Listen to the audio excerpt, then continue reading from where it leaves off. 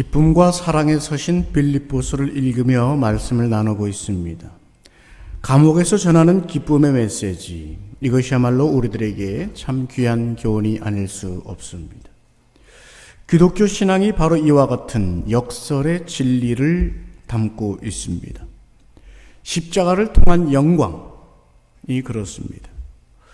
구유에 오신 하나님의 아들, 새끼 나귀를 탄 왕, 어린 양의 승리, 이러한 역설들은 세상이 알지 못하는 것입니다. 그래서 신비로운 것이고, 그러므로 이 진리가 천국의 비유처럼 감추어진 보물인 것입니다. 믿어진 자만이 알게 되는 비밀 말입니다. 그런 거로 오늘 우리는 믿음이라고 하는 참으로 귀한 은혜를 입은 사람들입니다. 사도 바울은 바로 이 비밀이 있습니다. 이 비밀이 우리가 본받을 만큼 강력하게 있습니다. 그러니 오늘 편지 속에서도 그 기쁨과 평강을 누리고 그 속에서 이 빌립보서를 기록하고 있는 것 아니겠습니까? 지난 시간에 읽었던 12절 말씀에는 그가 당한 일, 즉 감옥에 갇히게 된 이 일에도 감사를 하고 있습니다. 14절 말씀에 보면 그가 갇히고 메인 몸이 되었으므로 사람들이 더욱 용기를 내어 담대히 말씀을 전하게 되었다는 사실, 이것을 또한 감사하고 있습니다. 당시는 여러분 유명한 로마의 핍박의 황제, 네로 황제의 지배 기간이었습니다. 이 사도 바울이 가장 열심히 선교하던 시절이 바로 이 네로 황제의 시절이었고, 결국 그의 인생의 끝도 네로 황제의 소나기에서 그의 칼날에 참수되어 순교한 그런 인물이 사도 바울입니다. 사도 바울께서 저렇게 투옥이 되도록 열심히 복음을 전하시는데 우리도 그렇게 열심히 해야 하지 않겠느냐.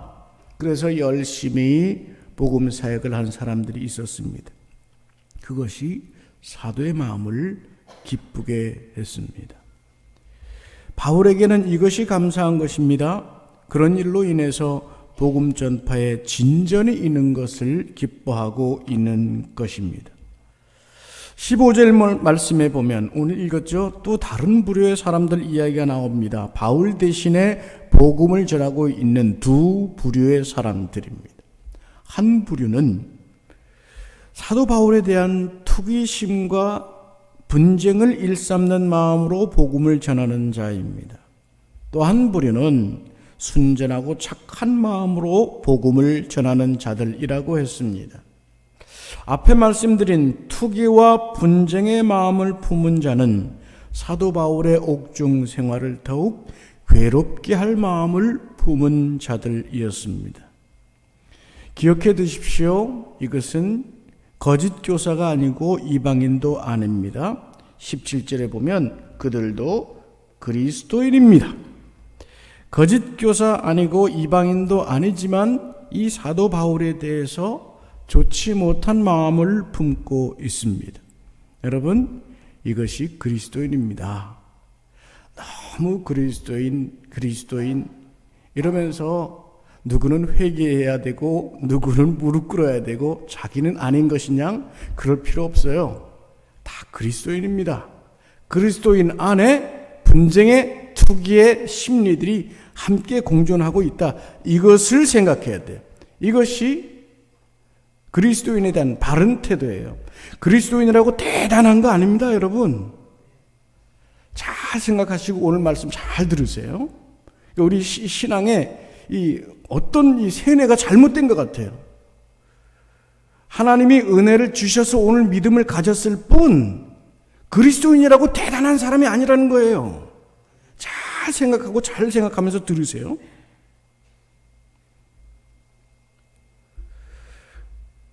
이들도 같은 그리스도인이었습니다. 같은 복음의 공동체에도 바울을 시기하고 경쟁심을 가진 사람이 있었습니다. 바울을 미워했습니다. 우리도 신앙생활을 하면서 경쟁적으로 하는 경우들이 있습니다. 이 안에 분쟁도 있을 수 있고요. 경쟁하는 경우들도 있습니다. 저희 어머니도 대단히 경쟁이 뛰어난 사람이라 어디 경쟁을 제일 많이 했느냐? 전도의 경쟁을 많이 했습니다. 우리도 그런 거 필요할지 모르겠는데 과거에 많이 그랬습니다. 그래프를 그려놓고 누가 전도를 제일 많이 하느냐? 줄곧 1등 하는 분이 우리 어머님이었어요. 우리 어머님과 이봉숙 권사님 늘 경쟁 관계였습니다. 이봉숙 권사님은 아직 살아계시고 어머님 돌아가셨는데 어쨌든 이 경쟁적으로 하는 경우들이 있단 말입니다. 오늘도 우리 그렇지 않습니까? 신앙생활을 하면서 경쟁적으로 하는 경우가 있습니다. 어떤 사랑의 실천도 혹은 봉사도 전도도 기도생활도 경쟁적으로 하는 일들이 있습니다. 그런데 이 사람들은 이렇게 열심히 전도를 하면 사도 바울이 갇혀있는 상황에다가 더 괴로움을 더하게 하려고 앞다투어서 그리스도를 전파했다는 것입니다. 사도 바울이 못하고 있으니 우리가 열심히 전도를 해서 사도 바울 길을 죽이자, 더 괴로움을 더하게 하자, 악한 마음으로, 좋지 못한 마음으로 했다는 것이죠. 어찌 보면 우스운 일입니다. 그죠? 주님이 보셔도 한마디 할 것 같습니다. 여러분, 우리가 하지 말아야 될 얘기 이제 전해드릴 테니까 꼭 따라하세요. 꼭 잊어버리세요. 오늘 제가 얘기할 테니까 앞으로 이런 말 하지 말아야지 하고 잊어버리시라고요. 어찌 사람들이 저러냐, 이런 말 할 필요 없어요. 어찌 그리스도인이 저러냐, 그럴 말 할 필요 없습니다. 예수 믿는 사람이 왜 저러냐, 그럴 필요 없습니다. 왜? 내가 그러니까. 아멘입니까? 아멘입니까? 내가 그러니까 누구를 탓하거나 정죄하거나 그러면서 한숨 쉬는 얘기할 필요가 없어요.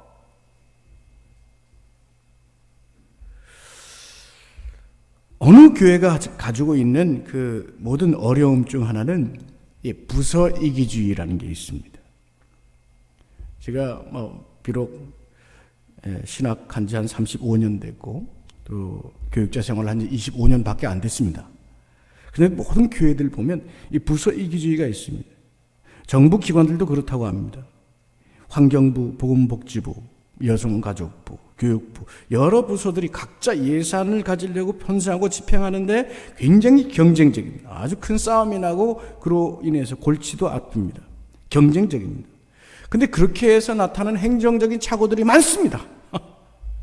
여기저기 이중 삼중으로 결국은 투자가 되고 그래서 나오는 결과물은 없고 열매는 제대로 되지 않고 그런 경우들이 참 많습니다. 이런 일은 세상이 그렇다 치고 여러분, 교회에서도 자기 부서, 내 업무, 내 위치에 대해서 이기적이고 경쟁적인 경우들이 많습니다. 그런 경우 대부분은 내 욕심을 위해서 하는 경우들입니다. 신앙이 아니라 욕심인 경우가 많습니다. 목회자는 그런 것을 보면 참 마음이 아픕니다. 사도 바울의 입장에서도 가만히 보면 한숨이 날 만한 노릇입니다.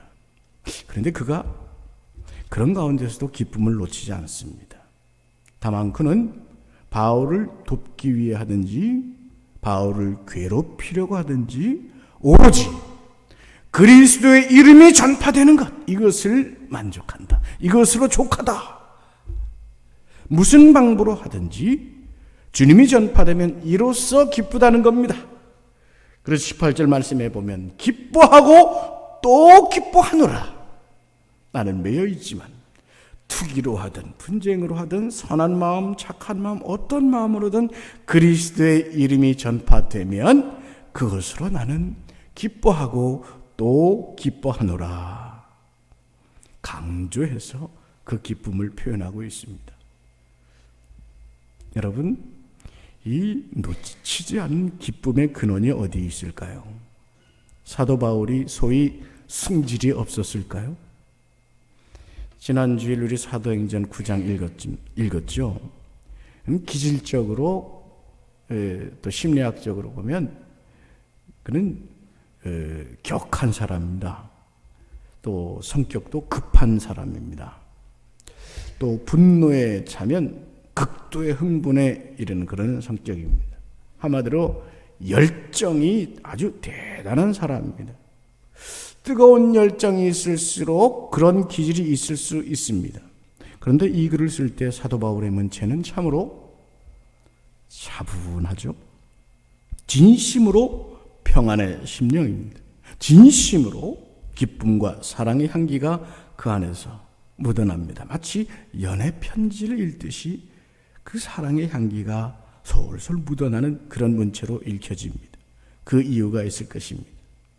위에 11절 말씀에 가서 보면 예수 그리스도로 말미암아 의의 열매가 가득하여, 이것이 그의 인생 속에 차곡차곡 맺혀가는 것으로 보입니다. 또 하나는 영혼 사랑입니다. 하나님을 깊이, 참으로 깊이 사랑하는 자가 지니는 영혼 사랑 말입니다. 여러분, 하나님을 사랑하십니까? 하나님을 사랑해야 된다는 것 아시죠? 예, 압니다. 우리 다 잘 압니다. 안 가르쳐줘도 그만큼 믿었으면 잘 압니다. 그러나 여러분, 이것은 율법이 아니에요. 하나님 사랑하세요. 이게 율법입니다. 이거는 명령문입니다. 그렇게 되니까 우리가 하진 못하고, 하고는 싶지만 할 방법도 모르고 누가 가르쳐주지도 않고, 그러니까 그냥 여기까지 그냥 살아온 거예요. 하나님을 사랑한다는 것, 하나님을 깊이 사랑한다는 것은 내가 노력을 해서 하나님을 향한 사랑의 도수를 높이고 그 넓이를 높이는 게 아닙니다. 내가 노력해서 하는 게 아니라고요. 수행해서 하는 게 아니란 말입니다. 뭡니까? 하나님의 사랑을 깊이, 또 깊이 깨닫고 느끼는 자라야, 그 사랑을 누리게 된 자라야 하나님의 사랑을 깨닫게 되고 그 깨달은 만큼만 하나님을 사랑할 수 있는 겁니다. 우리의 묵상의 깊이가 얼마입니까?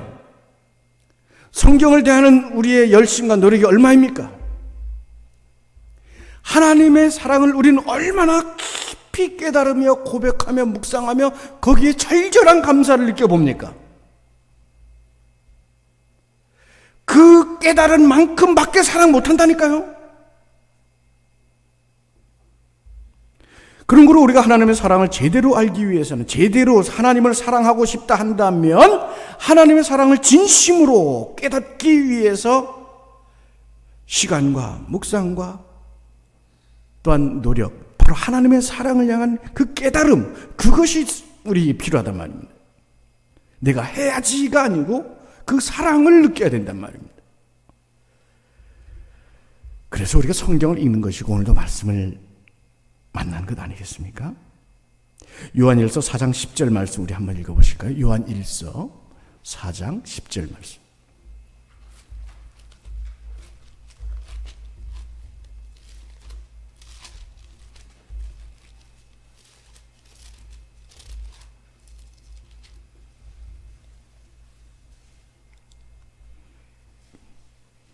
예, 수요일 날 오실 때는 가급적 자기 성경책을 갖고 오시면 좋죠.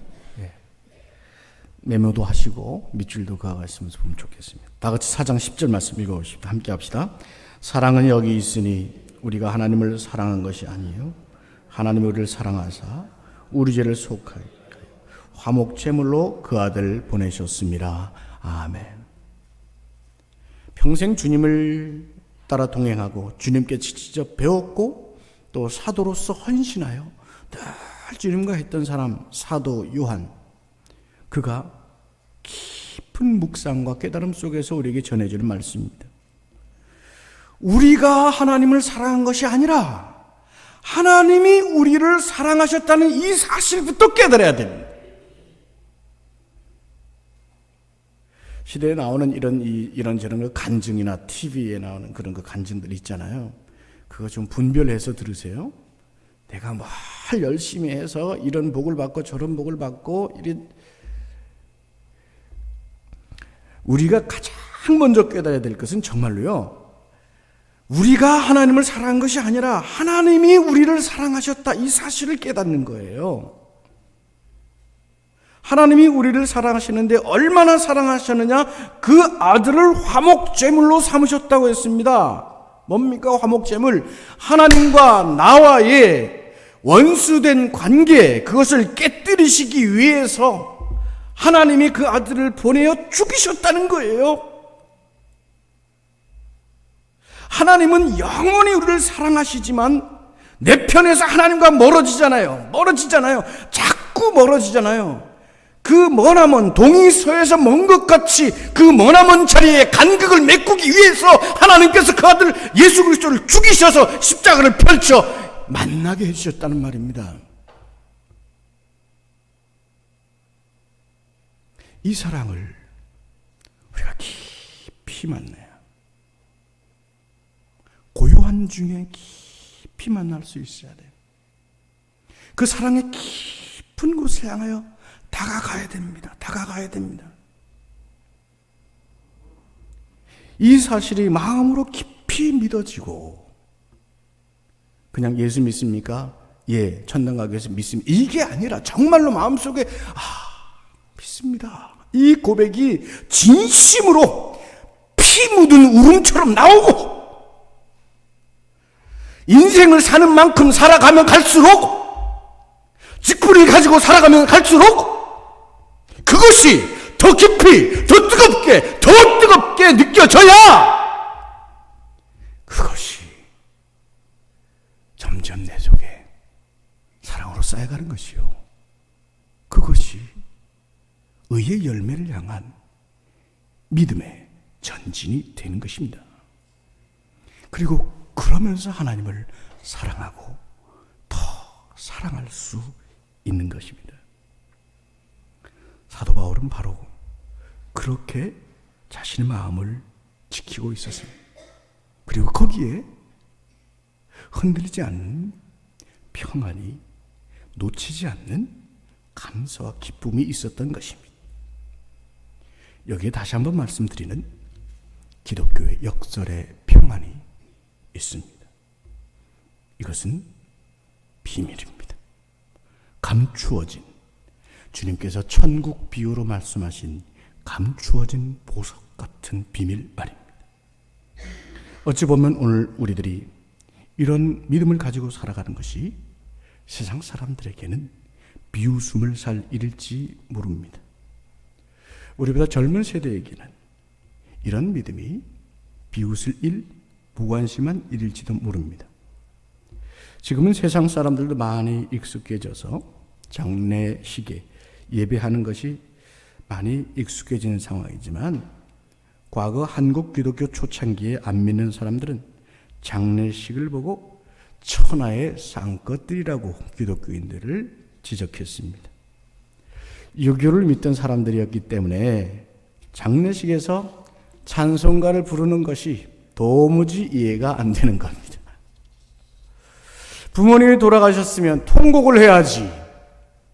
3년간 슬퍼하면서 죄인의 표정을 짓고 살아야 됐습니다. 그런 애곡 기간을 거치는 것이 사람의 도리지. 이 사람들이 모여서 노래를 부른다는 겁니다. 노래를. 이것이야말로 천하의 불효막심한 서양 오랑캐들이라고 말했습니다. 어찌 보면 지금도 우리는 세상 방식과는 다르게 살아가고 있는 사람들입니다. 죽어라 하고 돈을 벌고 권력도 누리고 인기도 얻고 이렇게 살아야 할 것 같은데 주님은 우리에게 그렇게 살지 마라 말씀하셨죠. 우리가 무엇을 먹을까, 무엇을 마실까, 무엇을 입을까 열심히 고민도 하고 노력도 해도 그래도 안 되는 세상 같은데 주님은 우리에게 가르쳐 주시기를 너희는 염려하여 이르기를 무엇을 먹을까, 무엇을 마실까, 무엇을 입을까 하지 말라고 하셨습니다. 이것은 이방인들이 살아가는 방식이라는 것입니다. 우리는 아버지 하나님을 믿고 있으므로 하나님의 자녀이므로 하나님을 믿으라. 그 자녀들이 필요한 것을 하나님이 아신다. 우리 아버지는 너에게 무엇이 있어야 할 것을 아신다. 그러므로 먼저 그의 나라와 그의 의를 구하라. 먼저 그의 나라와 그의 의를 구하라. 그 심령 속에 하나님의 사랑을 깨닫고 하나님의 마음을 깨닫고 하나님께서 원하시는 그 의가 무엇인지 그것을 구하라. 그것을 기도해라. 그것을 위해서 기도하고 간구하라. 그러면 나머지 것은 다 준다. 이겁니다. 그리하면 이 모든 것을 너에게 더하시리라. C.S. 루이스라는 사람의 말이 저는 참 좋습니다. 이 성경 구절을 그는 이렇게 표현했어요. 첫 번째 것을 첫 번째 자리에 두지 아니하면 뭡니까? 하나님의 의를 구하는 그 믿음, 그 심령, 그 기도, 그 소원, 그 첫 번째 것을 첫 번째 자리에 두지 아니하면 결코 두 번째 것도 얻을 수 없다. 명언이잖아요. 이것이야말로 세상과는 거꾸로 사는 법을 말씀하시는 것입니다. 그런데 때때로 이런 말씀을 붙들고 우리는 의심할 때가 있습니다.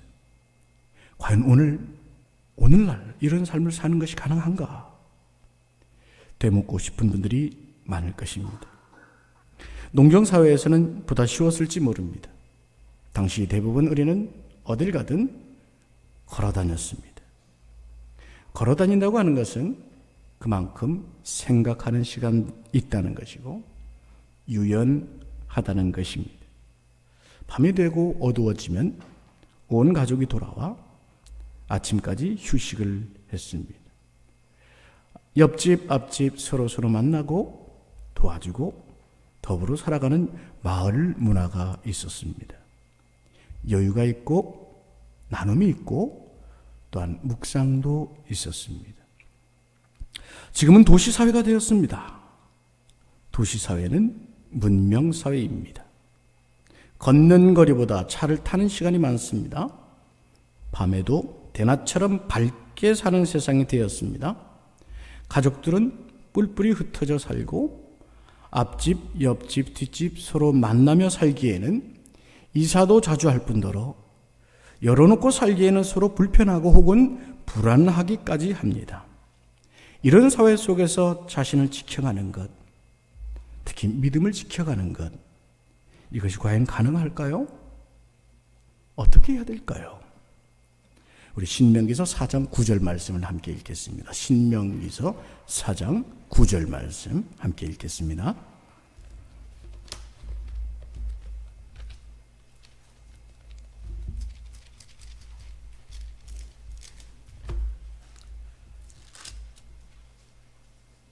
신명기서 4장 9절 말씀, 구약성경 266면입니다. 천천히 찾으세요. 구약성 266면.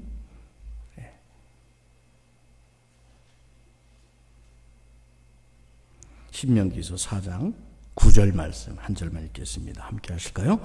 오직 너는 스스로 삼가며 내 마음을 힘써 지키라. 그래 내 눈으로 본 그 일을 잊어버리지 말라. 내가 생존하는 날 동안에 그 일들이 내 마음에서 떠나지 않도록 조심하라. 너는 그 일들을 내 아들들과 내 손자들에게 알게 하라. 아멘. 이 편리한 세상, 속도 있는 세상, 밝은 문명의 옷을 입고 있지만 우리는 우리의 마음을 지켜야 하는 것입니다. 스스로 삼가 내 마음을 지키라. 가나안 땅은 바알의 땅이었습니다. 오늘 권사님 기도하실 때 언급하셨지만 가나안은 광야길에 비하면 엄청나게 번영한 문명사회였습니다. 물질이 그 문명의 신이었습니다. 아이를 많이 낳는 복을 누린다는 다산, 마음껏 쾌락을 즐기며 사는 것이 복이라고 하는 바알의 문명신, 그것이 가나안 땅을 지배하고 있었습니다. 심지어는 바알만 섬기지 않아도 된다. 아세라, 바알부올, 몰렉 같은 신들도 함께 섬겨도 되는 것이 이 가나안 문명이었습니다.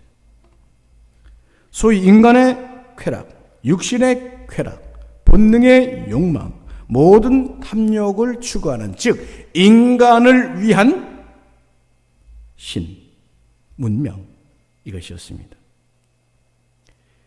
이스라엘의 영적 지도자가 바로 지금 이 신명기서를 전해주고 있죠. 가나안 땅을 향해 갈 때 여러분 절대로 잊지 말아야 됩니다 하고 유언처럼 전하는 말씀이 이 신명기서 아닙니까? 여러분들이 이제 저 문명의 세계에 들어가면 틀림없이 육신의 탐욕과 분별 없는 어리석음들이 생겨날 수 있을 것입니다. 이 광야길에 있다가 저 기름진 땅에 들어가면 그 탐욕과 혹은 육신의 쾌락 그것으로 인해서 넘어질 수 있습니다. 여러분들 마음이 흩어질 수 있습니다. 그러므로 마음을 힘써 지켜야 됩니다. 힘써 그 마음을 지켜야 됩니다.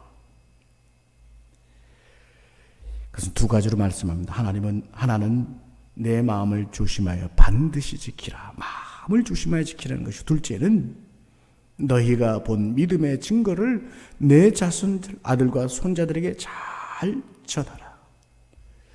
여러분, 오늘 우리 시대에 꼭 필요한, 딱 적용되는 말씀이 아니겠습니까? 어떻게 이 마음을 지킬 수 있겠습니까? 말씀입니다. 성경이 우리에게 주시는 정신을 잘 따르는 것이죠. 그러나 말씀드린 대로 성경을 율법적 문서로 보려 하지 마시고 그 안에 담긴 사랑의 메시지를 먼저 잘 깨달아야 됩니다. 요한 1서에서 전해주시는 사랑의 순서, 사랑의 방향이 아까 뭐라 그랬죠? 분명히 말씀했죠. 우리가 하나님을 사랑한 것이 아니요 누가 하나님께서 우리를 사랑하셨다. 그 사실에 우리가 감동해야 되고 그것을 누려야 됩니다. 그것을 깨달아야 돼요. 그 사랑의 향방을 먼저 알아야 됩니다. 그 사랑을 우리가 간직하는 것입니다. 이어서 요한일서 4장 16절 말씀도 한번 읽어보시고 마치겠습니다. 요한일서 4장 16절.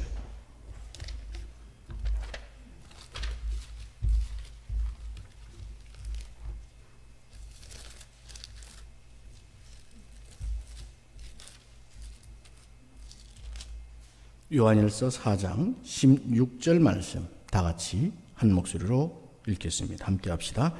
하나님이 우리를 사랑하시는 사랑을 우리가 알고 믿었노니 하나님은 사랑이라.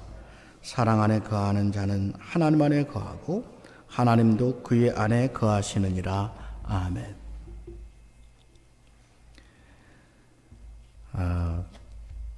지금은 많이 약해졌지만 한 5, 6년 전, 10년 그 어간에 이 방송에 많이 나오는 가슴 아픈 사건들이 있었습니다. 스스로 목숨을 끊은 사람들의 슬픈 스토리들이, 특히 연예인들이 그런 일들이 많이 있어서 대단히 참 마음으로 이 사회를 위한 기도를 좀 많이 하게 된 때가 있습니다.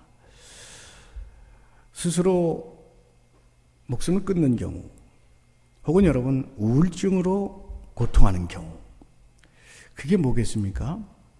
누군가 날 사랑한다는 사실을 믿을 수가 없는 거예요. 여러분, 누군가 단 한 사람이라도 날 사랑하는 사람이 있으면 세상은 살만합니다. 좌절하지 않고요, 스스로 목숨 끊지 않죠. 사람이 그러할진데 하나님께서 날 사랑하신다는 것을 깨닫는 것이야말로 우리는 정말 중요합니다. 그리스도의 평안은 하나님이 날 사랑하신다는 거기에서 오는 것입니다. 하나님은 사랑이시라. 그보다 더 귀한 것이 있겠습니까? 그 사랑으로 내 마음을 지키는 것입니다. 기억하십시오. 내가 내 마음을 지키는 것이 아니라 하나님의 사랑이 날 지켜주시는 것입니다. 하나님은 사랑이시므로 우리가 하나님 안에 거하고 하나님의 그 사랑 안에 거할 때 하나님이 우리 안에 거하신다 하시는 것입니다. 그리고 거기에 또 하나의 깊은 뜻이 있습니다. 하나님의 그 사랑, 그 사랑에 거하는 자에게는 영혼 사랑이 있습니다. 영혼 사랑. 이것을 선교적 영성이라고 할 수 있습니다. 한번 따라해 보시겠습니까? 선교적 영성. 영성이라는 말은 중립적 용어로 저는 씁니다. 그 영성이 얼마나 선교적이냐, 이것입니다. 사람이 영혼으로 보이느냐? 이것입니다. 율법의 각도로 재어서 이것 자르고 저것 자르고 저 죄인, 이게 아니고 영혼으로, 하나님이 사랑하시는 영혼으로 보이느냐? 또한 이 사회에 하나님 나라가 무르익어 가는, 혹은 이 세상 속에서도 숨겨져 있는 하나님 나라 천국의 보석을 발견할 수 있느냐? 이것입니다. 무리를 보시며, 굶주린 무리를 보시며 불쌍히 여기시던 주님의 시선이 있느냐? 이것입니다. 그 모든 것은 바로 하나님의 사랑 안에 거함으로 나타나는 것입니다. 사도 바울의 평강이 거기에 있었습니다. 주님을 만났습니다. 지난주 우리가 읽었죠? 회심의 정로에 섰습니다. 회심하고 그로부터 끊임없이 주님을 따라가는 그 바른 길, 그 정로에 서서 인생을 살았던 사도 바울. 그는 오로지 하나님 사랑 안에 있었던 것입니다. 그 사랑이 있기에 당시 핍박자들이 즐겼었던 참수의 그 형장의 이슬로 사라지는 위협 앞에서도 그는 안심입니다. 도리어 기쁨의 메시지를 보냅니다. 사랑과 감사의 문안으로 빌립보 교인들을 위로합니다. 여러분, 혹시 답답하십니까? 혹은 실패하셨습니까? 외롭고 고단하십니까? 누군가 한 사람, 나를 정말 사랑해주는 그 사람이 필요하십니까? 저한테 연락하십시오. 제가 그 사랑을 드릴게요. 그러나 이 사랑보다 더 귀한 것이 있습니다. 하나님은 정말 여러분을 사랑하십니다. 여러분이 하나님을 사랑하지 못하는 것은 하나님의 그 사랑을 느끼지 못했고 깨닫지 못했기 때문입니다. 오늘 하나님 사랑의 거함으로 우리 속에 새 생명이 넘쳐나고 새 기쁨이 더하시기를 주님의 이름으로 축원합니다. 하나님 사랑의 거함으로 사도 바울에게 영원 사랑이 있었습니다. 오늘도 성경은 그 사랑을 우리에게 언제나 들려줍니다.